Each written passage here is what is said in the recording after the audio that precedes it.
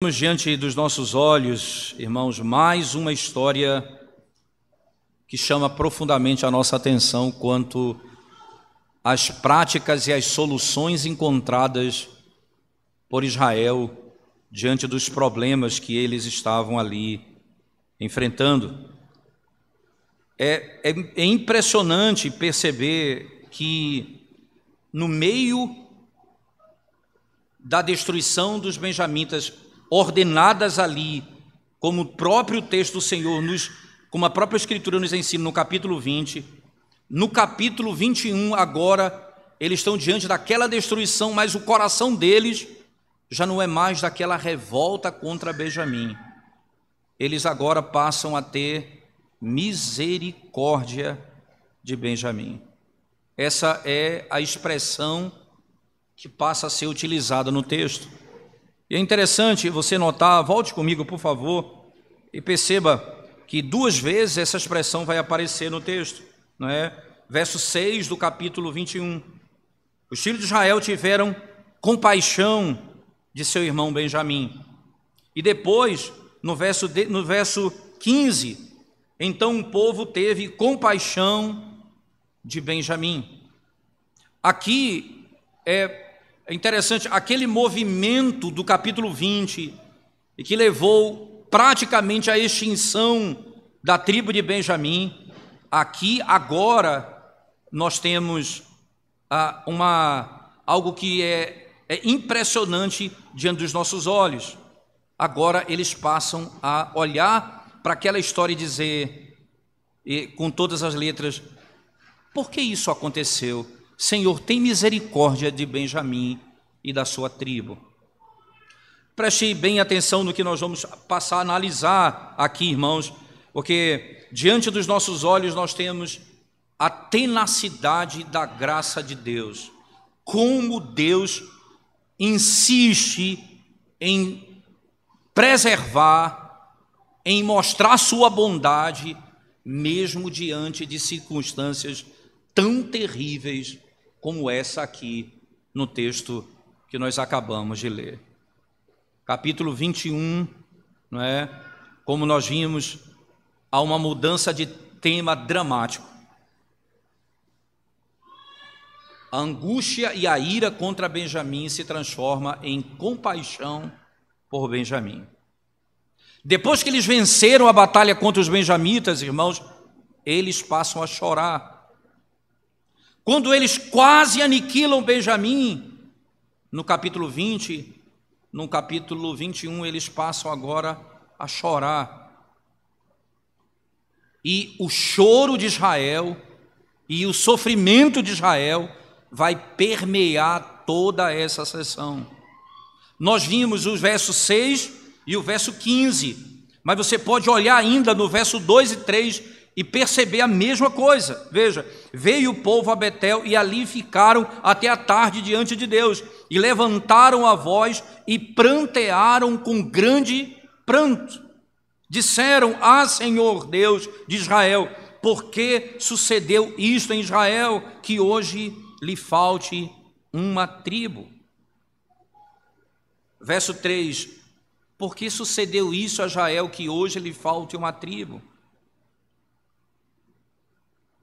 Ele vai dizer quase a mesma coisa. No final do verso 6, foi hoje eliminada uma tribo de Israel. Ele vai dizer no verso 17 exatamente a mesma coisa. Disseram mais: a herança dos que ficaram de resto não na deve perder Benjamim, visto que nenhuma tribo de Israel deve ser destruída. Parece que Israel tinha intenção de erradicar Benjamim no capítulo 20. Depois que eles fazem aquilo que está narrado no capítulo 20, irmãos, eles vão ser massacrados ali. Se você voltar um pouco comigo no capítulo 20, verso 47, diz assim: porém, 600 homens viraram e fugiram para o deserto, a Penha-Rimon, onde ficaram 4 meses. Esses homens fugiram para lá. Naquele contexto, os homens de Israel se voltaram e combateram o território de Benjamim, praticamente, irmãos, varreram Benjamim da história. O verso 48, quando uma parte foge, veja o que o 48 do verso 20 diz: os homens de Israel voltaram para os filhos de Benjamim e passaram a fio de espada tudo o que restou da cidade, tanto homens como animais, em suma, tudo o que encontraram, e também todas as cidades que acharam, puseram fogo. Todos os que foram encontrados no caminho foram massacrados ali. Isso está de acordo, irmãos, podemos dizer, com aquilo que foi dito no verso 1 do capítulo 21. Como uma narrativa funciona normalmente, irmãos?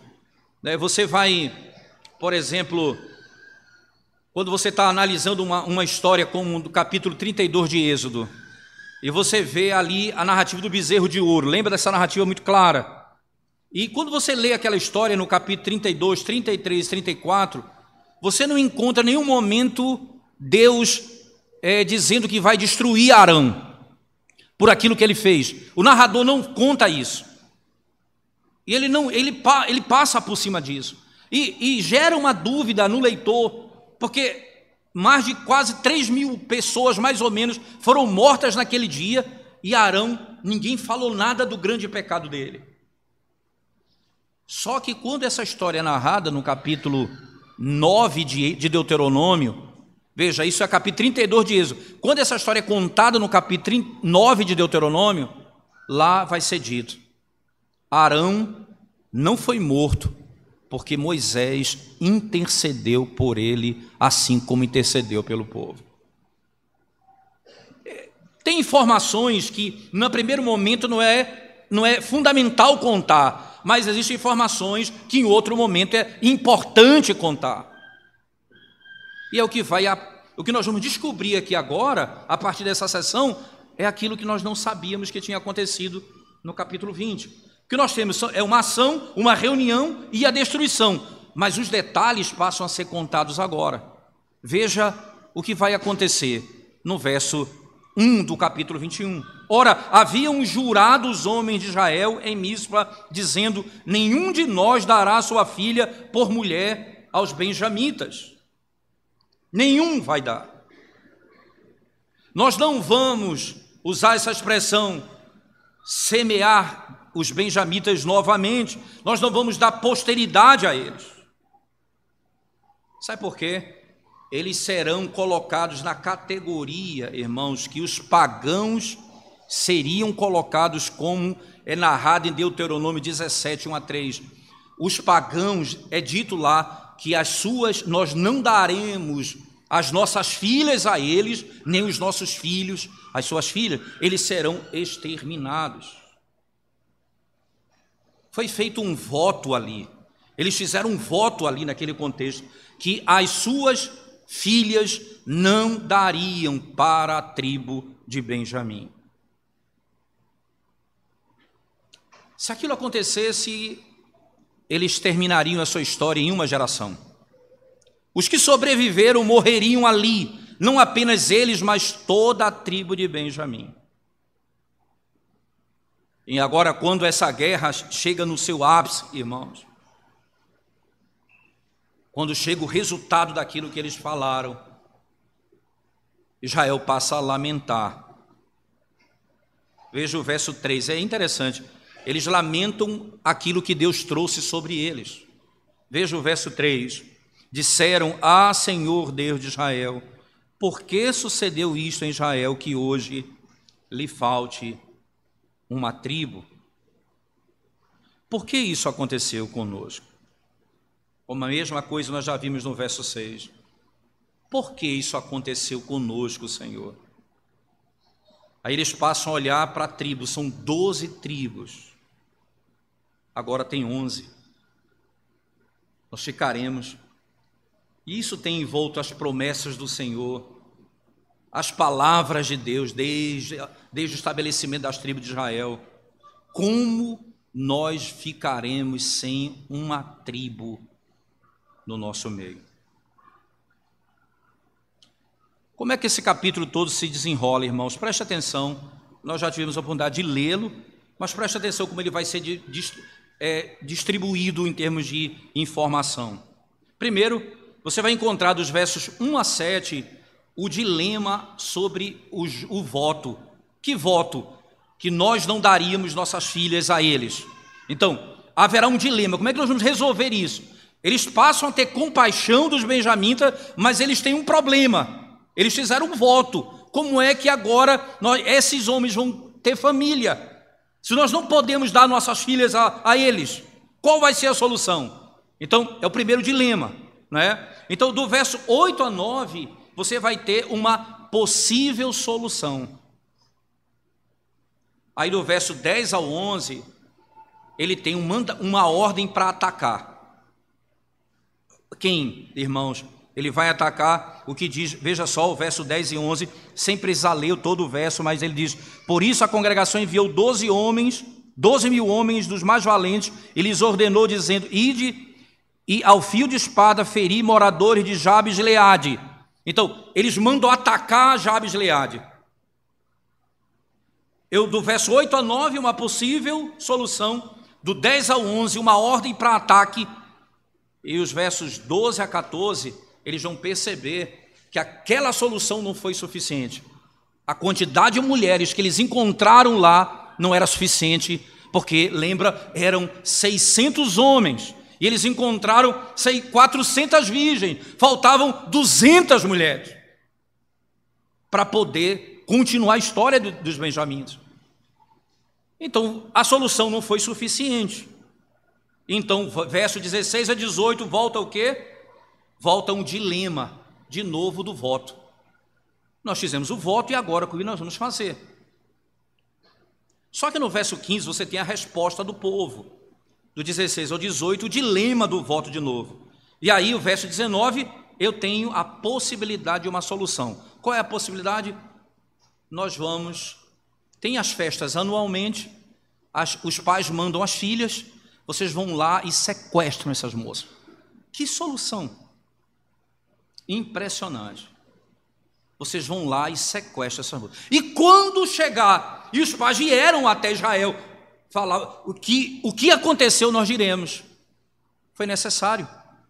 Era necessário que isso acontecesse. E se vocês não permitirem, quem vai pecar é o povo que está reclamando contra nós. No verso 20 a 22, uma ordem para atacar. Verso 23, a provisão para as mulheres, das mulheres, então eles vão conseguir mais mulheres para aqueles que faltavam. E o verso 24, a resposta do povo. E o 25, a conclusão de todo o livro. Em que isso se fundamenta, irmãos? Israel aqui claramente descreve que fez um juramento. E esse juramento é que eles não dariam suas filhas a eles. Qual a solução? Jabes de Gileade. Eles vão perguntar: quem dentre as tribos não veio para a batalha? Fizeram as contas, disseram: Jabes de Gileade não veio. Vamos lá então e matem todos. Poupem apenas as mulheres virgens. Toda a mulher que tivesse deitado com outro homem morrerá, e só ficarão as 400 mulheres virgens. Eles vão lá e resgatam essas mulheres, e elas são entregues aos benjamitas. Eles não quiseram enviar as tropas, né, como você vai saber, olha o texto, né, e, consequentemente, isso gerou toda essa ação, né? E perceba comigo, irmãos, no verso 7 vem a pergunta: como obteremos mulheres para os restantes deles? Pois juramos pelo Senhor que das nossas filhas não lhes daríamos por mulheres. E disseram: há alguma das tribos de Israel que não tenha subido ao Senhor a Mispa? E eis que ninguém de Jabes de Gileade viera ao acampamento, à assembleia. Quando se contou o povo, eis que nenhum dos moradores de Jabes de Gileade se achou ali. Por isso a congregação enviou lá 12.000 homens dos mais valentes e lhes ordenou, dizendo: ide a fio de espada, feri os moradores de Jabes de Gileade e as mulheres e as crianças, e isto é o que haver de fazer a todo homem, a toda mulher que se houver deitado com homem, destruireis. Acharam entre os moradores de Jabes de Gileade 400 moças virgens. Trouxeram então. Acontece que faltou, eram 600, lembra lá do verso 27 do capítulo 20, 600 homens se esconderam por 4 meses, então encontraram 400, faltavam ainda 200 moças. E como é que a gente vai resolver isso? Se eu não posso entregar minhas filhas para eles? Então uma outra solução foi dada. Que solução foi essa? E aqui, irmãos, veja a partir do verso 16, preste atenção na solução. Disseram os anciãos da congregação: como obteremos mulheres para os restantes ainda? Pois foram exterminadas as mulheres dos benjamitas. Disseram mais: a herança dos que ficaram do resto não na deve perder Benjamim, visto que nenhuma tribo de Israel deve ser destruída. Porém, nós não lhe poderemos dar mulheres de nossas filhas. Então, o juramento é mantido. Nós não vamos dar as nossas filhas a ele, porque foi feito um voto. Porque os filhos de Israel juraram, dizendo: maldito o que der mulher aos benjamitas. Então disseram: eis que de ano em ano a solenidade do Senhor em Siló, que se celebra para o norte de Betel, do lado do nascente do sol, pelo caminho alto que sobe de Betel a Siquém, para o sul de Lebona. Ordenaram os filhos de Benjamim, dizendo: ide e emboscai-vos nas vinhas, e olhai e eis aí, saindo as filhas de Siló, a dançarem em rodas, saí vós das vinhas, e arrebatai dentre elas cada um sua mulher, e ide-vos à terra de Benjamim. Há uma festa, e vocês vão pegar essas moças dessa festa, e vão levá-las para a tribo de Benjamim. Elas vão viver, ser suas esposas. Preste atenção no que eles passam a dizer aqui, irmãos. Quando seus pais ou seus irmãos vierem, que é a lógica, um pai vai querer: por que sequestraram minha filha? O irmão vai: por que sequestraram minha irmã? E quando eles chegarem aqui, queixar-se a nós, e nós lhe diremos: por amor de nós, tende compaixão deles, pois na guerra contra Jabes de Gileade não obtivemos mulheres para cada um deles, e também não lhes destes, pois neste caso ficarias culpados. Nesse caso, ficarias culpado. Que história intrigante. Irmãos, nós temos que responder a seguinte pergunta: qual a perspectiva desse texto? O que é que ele tem para nos ensinar? Mais uma vez, a narrativa nos chama para um exercício de interpretação difícil. Porque as palavras do texto são: eles tiveram compaixão, e na compaixão eles tomaram algumas decisões para resolver um problema causado pelo ataque que eles cometeram contra os benjamitas, contra a tribo de Benjamim. E eles então precisaram resolver isso. Só que o narrador, ele não nos deixa muitas marcas no texto para saber exatamente para onde nós estamos e para onde ele está nos levando. Por isso, quando você vai ver comentários desse capítulo, você se impressiona com a diversidade de maneiras de enfrentar o texto. E é sempre muito complexo lidar com esse texto. Primeiro, existem aqueles que são extremamente muito sensíveis, não é? Qualquer coisa que quebra a nossa maneira de ver o mundo de maneira nice, de maneira tranquila, ok. Qualquer coisa que quebra essa regrinha nossa, a sensibilidade do homem do século XXI é afetada. Então, ele falou grosso, ele falou isso, então a gente começa a julgar o texto com base nessa maneira meio estranha dos homens analisarem a história. Muito cuidado com isso.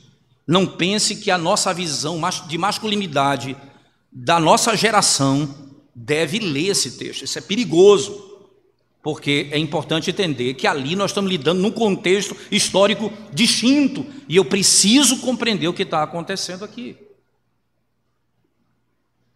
Primeira coisa que é preciso entender, irmãos. Mas,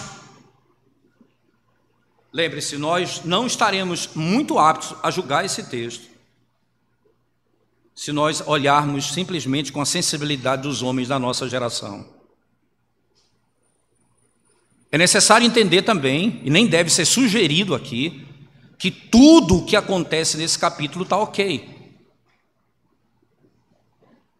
Mas não acumule erro em cima de erro. Por causa da sua sensibilidade, não acumule erro em cima de erro. Os erros aqui precisam ser tratados como erros, mas não por causa da sensibilidade do homem do século 21. Então a primeira coisa que precisa ser compreendida, vamos lá, né?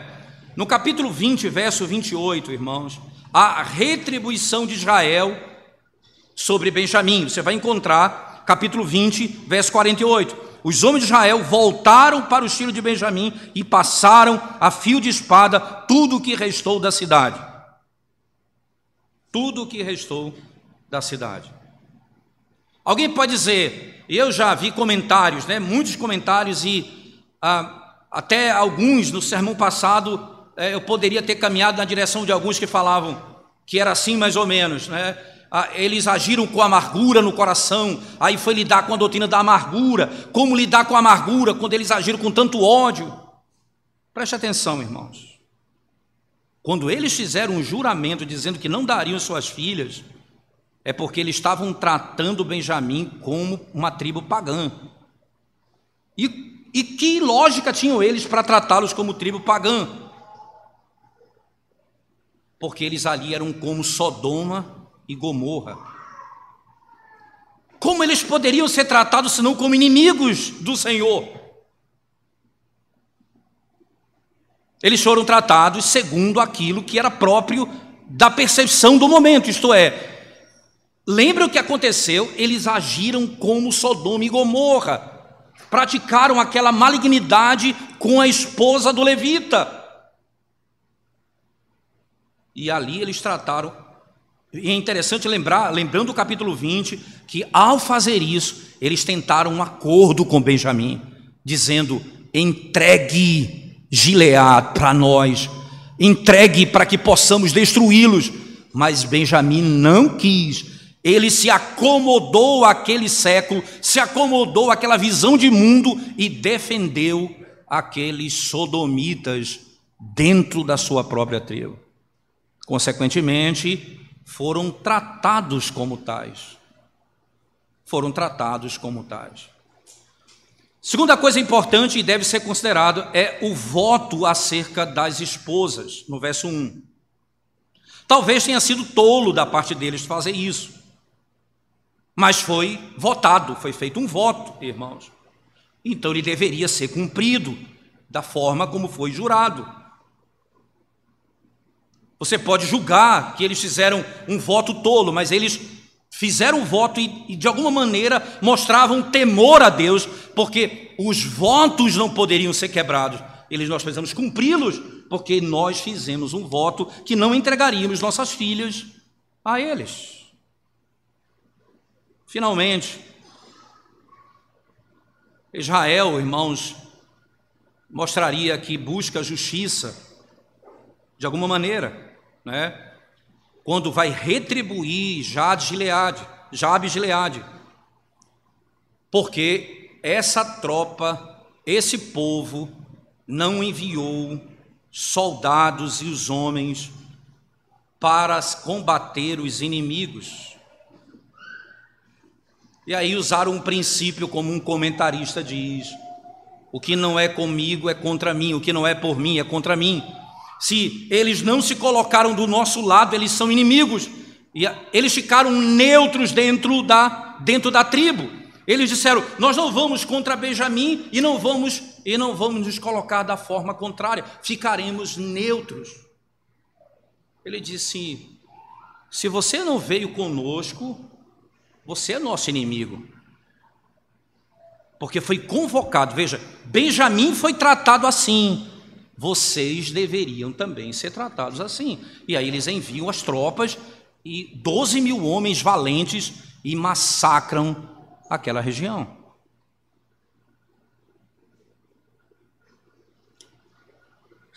Você percebe como a gente pode ler a coisa de uma outra maneira, de uma outra perspectiva? Entretanto, preste atenção, irmãos. Embora esse juramento de guerra, né, possa justificar as ações contra Jabes de Gileade, né, embora isso possa justificar, dificilmente isso entenderia que eles teriam argumentos para varrer e matar as mulheres e as crianças, como o verso 10 vai dizer. Eles exageraram na dose.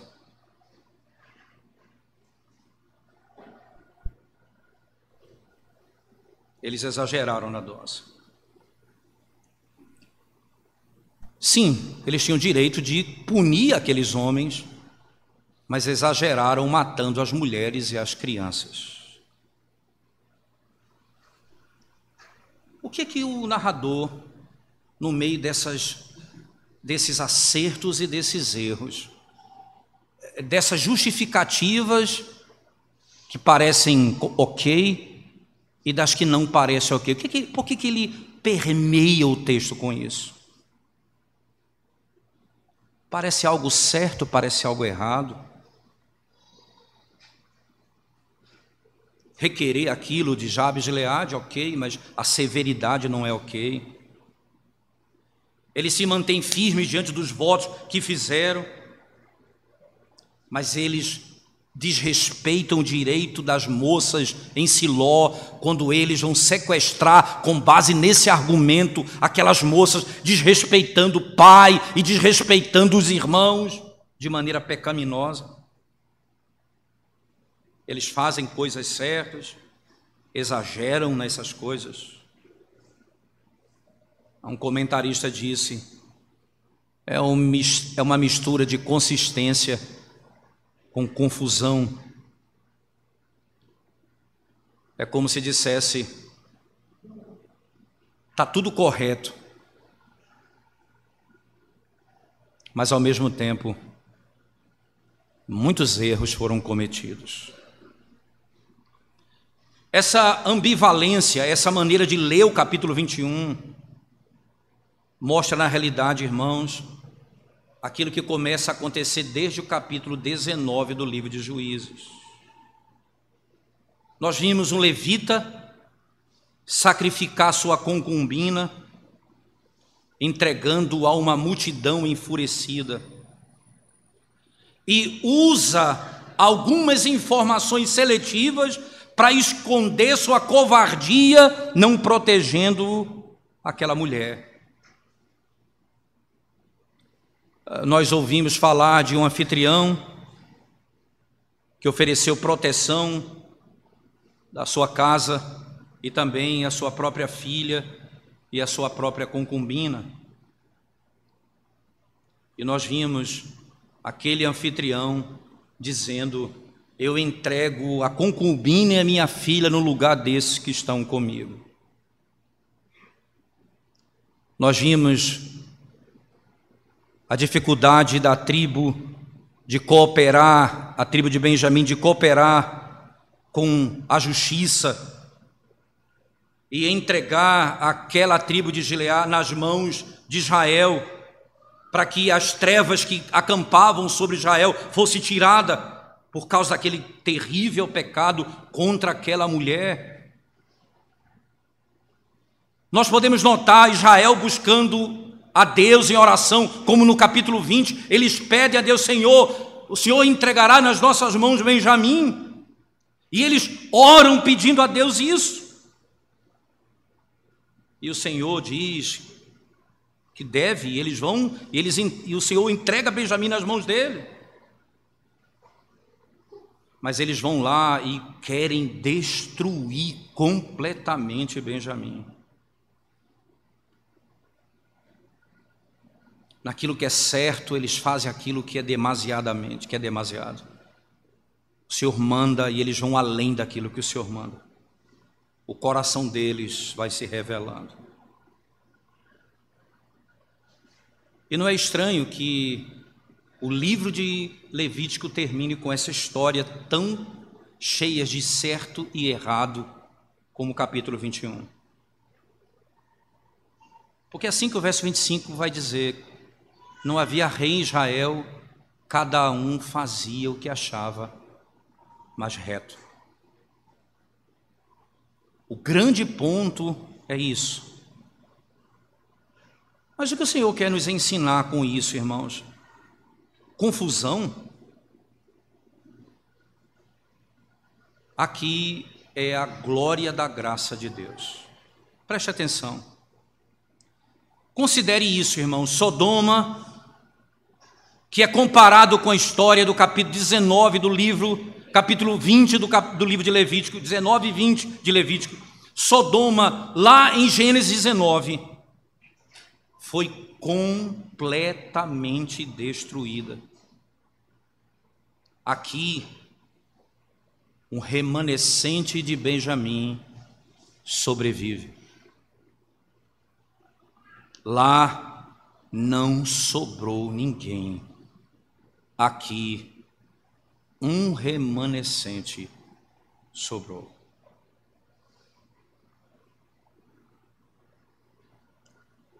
Com a compaixão que o Senhor coloca no coração deles, de desejo de ver restaurada a nação, a tribo de Benjamim.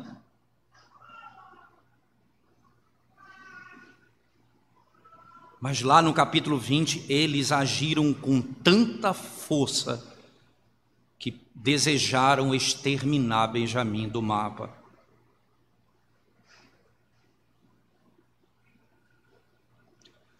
A quase aniquilação de Benjamim sugere que a graça de Deus é relutante em permitir que o julgamento final seja derramado sobre o seu povo com toda a severidade. A graça de Deus não permite que eles sejam ali totalmente destruídos.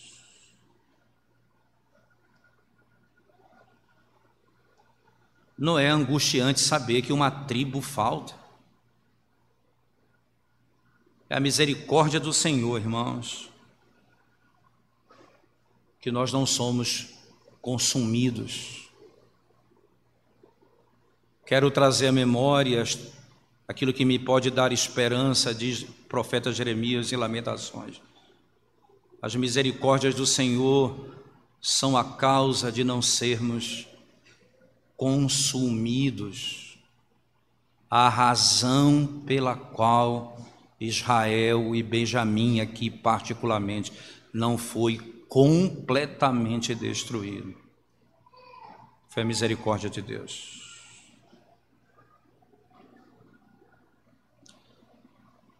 Um comentarista holandês, comentando esse texto, disse o seguinte, irmãos: por essas ações de Israel, a tribo de Benjamim foi preservada.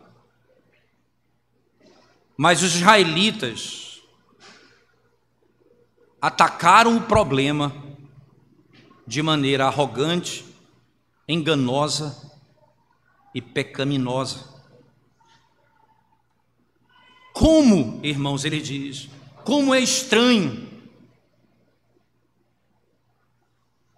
na parte daqueles que servem ao Senhor, como é estranho perceber que a maneira que Deus trabalha se revela de maneira tão estranha a nós. Ele continua. É um milagre que qualquer coisa pudesse surgir daquele povo. É um milagre que a justiça fosse praticada. É um milagre que a comunhão das tribos fosse preservada. Ele continua: não há outra explicação para esse milagre senão Deus. E ele continua: é sua graça em Cristo. É sua graça permanente em Cristo que desejou habitar no meio desse povo a despeito dos seus pecados.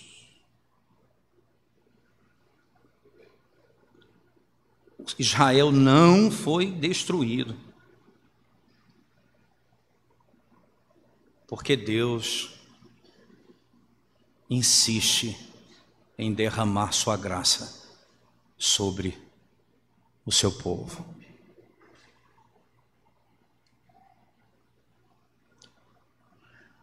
Havia necessidade de um rei. Cada um fazia o que achava mais certo. No Salmo 78, por favor, abra sua Bíblia comigo, versos 70 a 72. O salmista diz assim, no Salmo 78, verso 70 a 72.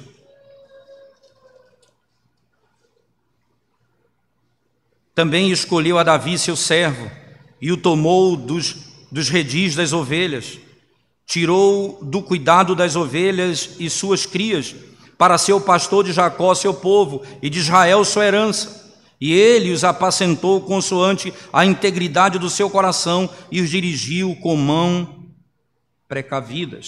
precavidas.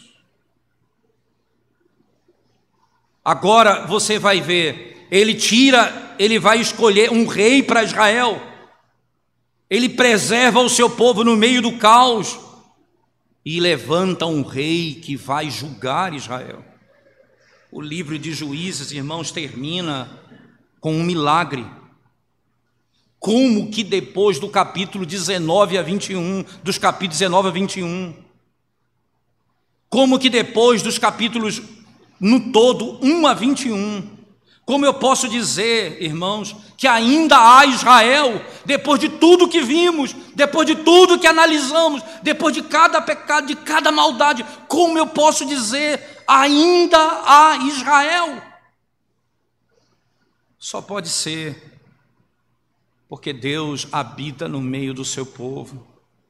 E só pode ser porque a graça de Deus é maior, irmãos, do que a nossa insistência em pecar, porque a graça de Deus é mais poderosa do que as nossas inclinações, porque o poder do Senhor é mais forte do que a nossa força para fazer o mal. Só há uma explicação: porque Deus é mais poderoso do que a nossa força para quebrar os seus mandamentos. Interessante, irmãos.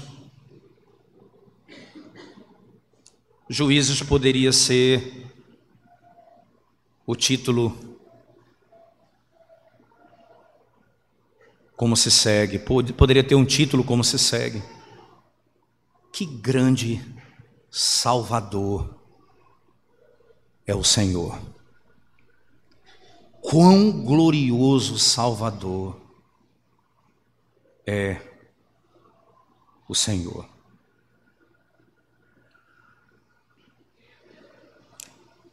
Você sabe que o livro de Juízes, ele é, em última instância, o pano de fundo da história de um rei de Israel, Saul.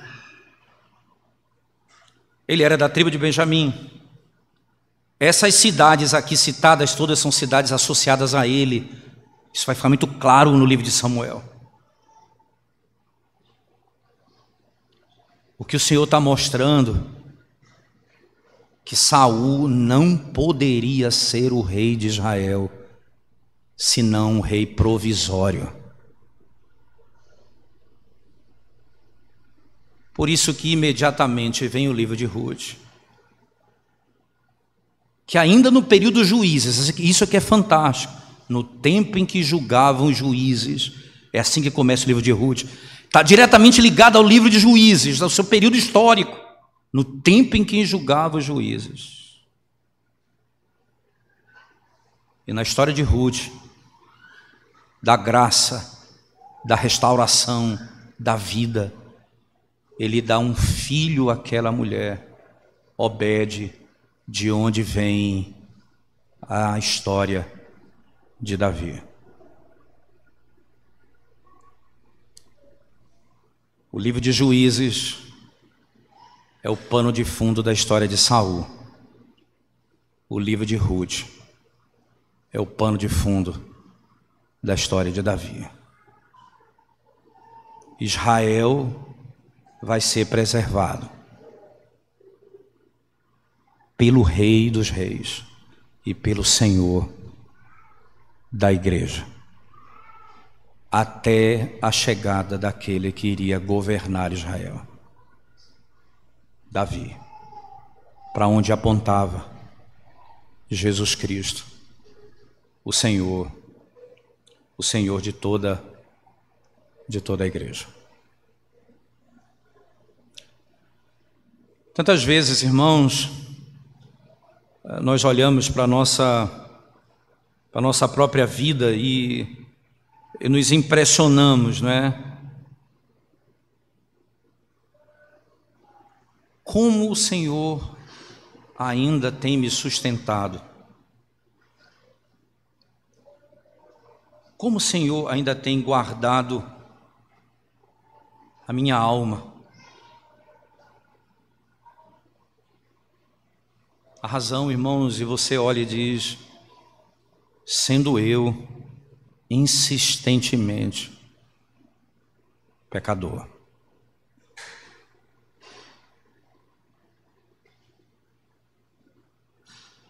A única razão pela qual estamos de pé é porque o Senhor é mais poderoso do que a nossa força para tentarmos andar longe dele. Não há outra explicação. Não há outra explicação. Olhando para você agora nessa manhã que não tem a Cristo Jesus, então eu lhe digo, que segurança você tem em você mesmo? Porque se nós como igreja dependêssemos de nós mesmos, não haveria Israel, nem haveria igreja mais. A Israel e a igreja, porque o Senhor, Deus, é quem sustenta o seu povo. Você não terá força para enfrentar o pecado,